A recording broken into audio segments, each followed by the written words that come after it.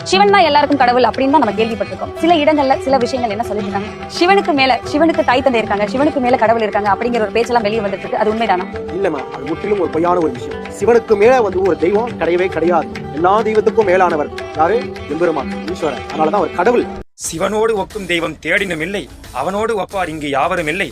புவனம் கடந்தன்று பொன்னொழி மின்னும் தவனச் சடைமுடி தாமரையானே. அதாவது சிவத்தை மிஞ்சிய தெய்வம் எங்கு தேடினாலும் கிடைக்காது. அவனுக்கு சமமான தெய்வம் இந்த பிரபஞ்சத்திலேயே கிடையாது.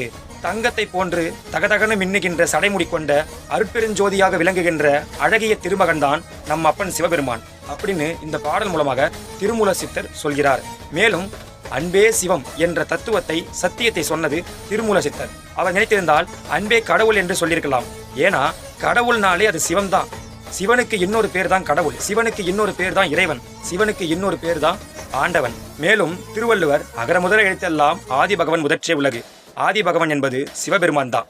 எப்படி எழுத்துக்களுக்கு அடிப்படையாக முதன்மையாக அகரன் சொல்லக்கூடிய ஆ என்ற எழுத்து இருக்கிறதோ, அந்த மாதிரி இந்த உலகத்திற்கே, ஏன் இந்த பிரபஞ்சத்திற்கே முதன்மையாகவும் மூலப்பொருளாகவும் அடிப்படையாகவும் இருப்பது கடவுள் சிவபெருமான் அப்படின்னு தன்னுடைய முதல் குரலிலேயே திருவள்ளுவர் சொல்லியிருக்கிறார்.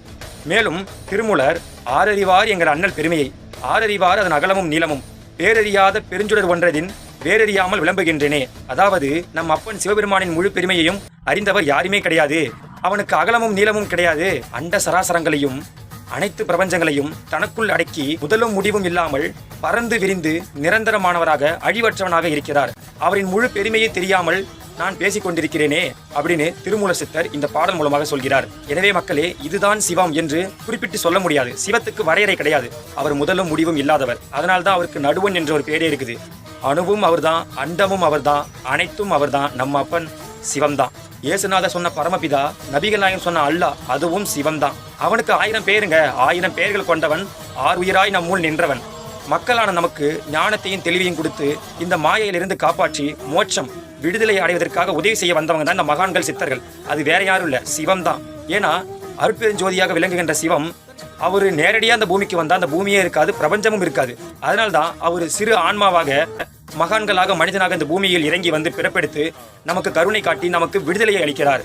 எனவே அனைத்தும் நம் அப்பன் சிவனே, எல்லாம் சிவமயம். இது சாதாரண வார்த்தையே அல்ல, சத்தியமான வார்த்தை.